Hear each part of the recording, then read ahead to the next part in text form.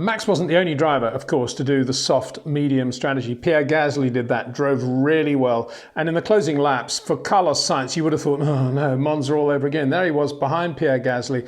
Pierre was trying to find a way past, at this point, trying to find a way past Sergio Perez Racing Point, which was on soft tyres because he'd had an incident with Max Verstappen on the first lap and he was kind of out of sync, but he'd driven really well after that incident to get back into a position where he was fighting, holding fifth place. So he had Pierre Gasly in his mirrors catching him, the red tyres had gone off, and behind him Carlos Sainz. And Carlos then could sit back again and watch a case study in how a race driver like Pierre Gasly gets past a rather difficult block called Sergio Perez and the Racing Point. They're going down the straight and Sergio just moved. As Pierre went to the right, Sergio just does this and you can see him clearly looking in his mirrors, just driving across in front of him. Pierre then, adrenaline up the following lap, just did the most gorgeous of exquisite passes around the outside into one.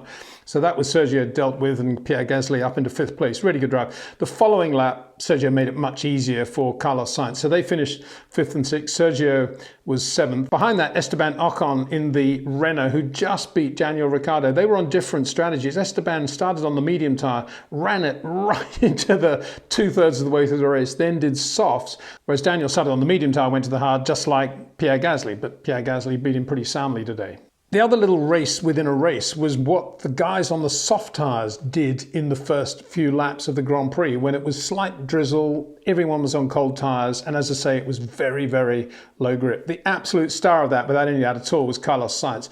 We've yet to see, I mean, Carlos's wet weather ability is beyond doubt. His car control is beyond doubt, by which I mean just reflexes, balance, all these things that are spectacular. Ronnie Peterson, Jochen Rindt, all the stuff that we love. Gilles Villeneuve. Carlos's car control has never been in doubt, but we've yet to see it absolutely in full display in a wet race or everybody on slicks on a greasy track. But what we saw today was some of that. We saw Carlos Sainz just loving those early lap conditions, throwing the car around, total confidence, taking the lead of the Portuguese Grand Prix in a way that everybody in the pit lane was looking at one another. McLaren were thinking, is this real? Is this really happening? Lando Norris thinking, I want to be up there too. I want to be up there too. Carlos, really, really good. Passing Valtteri Bottas as if the Mercedes are going backwards.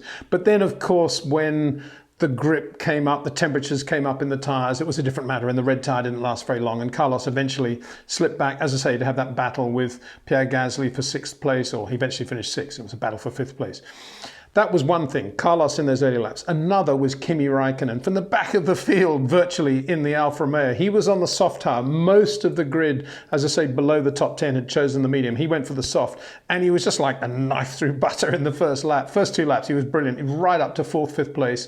Really, really quick. Was the Kimi of old, absolutely fabulous. And if Alfa next year are going to run, say, I don't know, Mick Schumacher, I really hope they keep Kimi, because this is a sign that Kimi still has it all. He drove beautifully.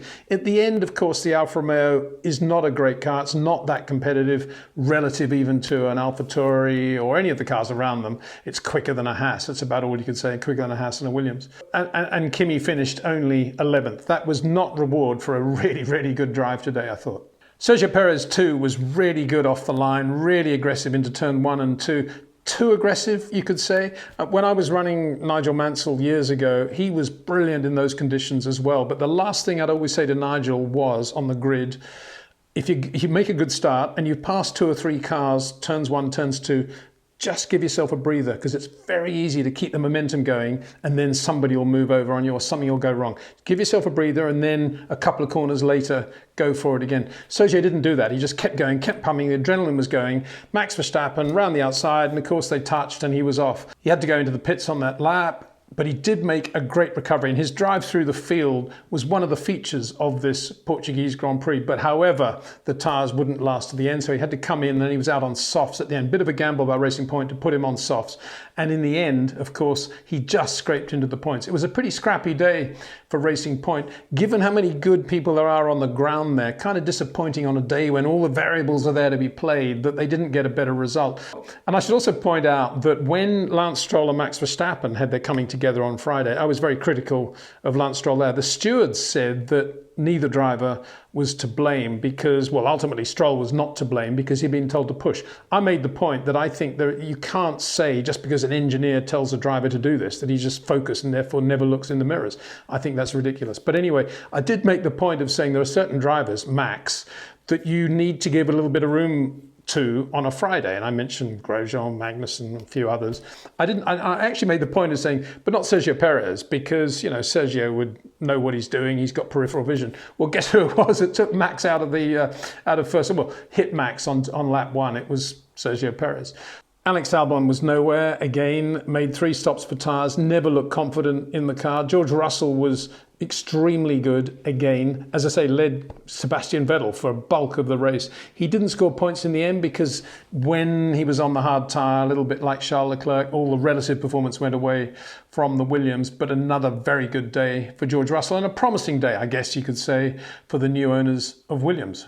So it was an excellent Portuguese Grand Prix. It's not easy in this COVID year for circuits like Portimao just to come into the calendar and stage a Grand Prix. Yes, we had that drama with the drain cover on Saturday, but overall they did a brilliant job, I think. There was some crowd there and there were lots of variables. There was low grip, there was crosswind, there were undulations. There was a great passing area going into turn 1. And we saw some amazing things. We saw Valtteri's car control on the Friday. We saw Carlos Sainz and Kimi Raikkonen and Valtteri again on the Sunday in the early laps when there was very little grip. There was Charles Leclerc and Ferrari who showed that when a driver of Leclerc's quality gets to a circuit where not many drivers have experience, he can make up for the deficiencies of the car and qualify it fourth on the medium tyre. And then there was Lewis Hamilton, about whom the phrase tyre management is just scratching the surface. Yes, he backed away in the early laps. This is a world championship after all. He's leading the world championship. Points are points. Valtteri was out there displaying the car control. Lewis just let things settle down. And then when the track picked up grip, when the tyres picked up temperature, he showed his class. He showed his ability to manage the tyres, to control the graining, to sit the car flat on the road in tiny little areas that are not measurable on the telemetry that the engineers are reading in the garage. This is why Valtteri, when he gets out of the car, says, I don't know where the pace went. What he's really saying is, I don't know where Lewis had the pace. The difference was that Lewis had the pace because he was maximizing the performance of the tyres at any given wear rate, and it was an even wear rate, and he could always feel what the tyres were doing and manage the car around it. And he could feel it because he was keeping the car as flat as possible at any given moment. That is why Lewis often survives very small moments. You see him running wide, but he doesn't go right off the track. The reason he's doing that is not because he's thinking, I'll come out of the throttle rather than brake. It's the rate at which he's coming out of the throttle. It's the rate at which, if he's using brake, he would apply the brake pedal pressure or come out of the brake pedal pressure. These are the tiny differences. These are the things, as I say, that are not measurable on the telemetry in a garage. And that's why for most of the other drivers out there, it's a black art. Why is Lewis Hamilton able to have that sort of performance and that sort of pace when everybody else is feeling the graining? It's because of the way he massages all the things that he has in his control, the throttle, the brakes, and the steering. And that is why Lewis Hamilton has won 92 Grand Prix wins, an astonishing number. We shouldn't forget, though, the driver who won 91. Michael, keep fighting.